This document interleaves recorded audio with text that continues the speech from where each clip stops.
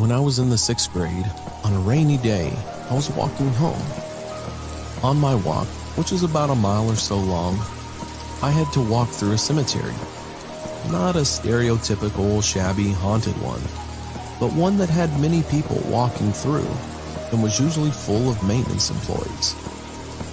I remember walking by a group of them sitting on benches on a break. I thought nothing of it, as he stood up and started walking at a fair distance. After a bit, I looked back at him and he looked down quickly.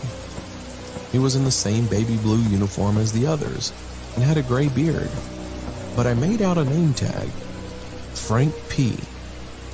As the other workers faded from sight, he was still behind me. I began to worry.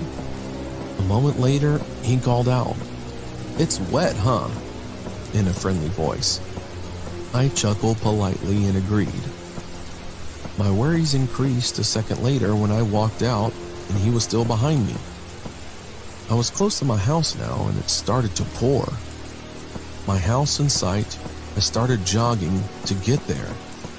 I glanced back and I saw the man, visibly angry, start running. As my house got closer, I began to sprint.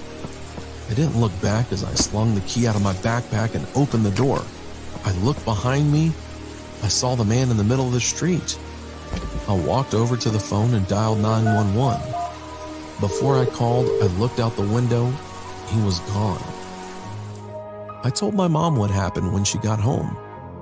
She didn't believe me. That night, I couldn't sleep. There was lightning outside, and I could see occasional shadows from the flashes through my window in my living room.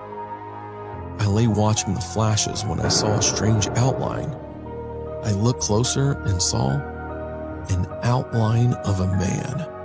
I stood up and walked out of my room. I walked into the living room. It was completely dark outside. I stood in the doorway and waited.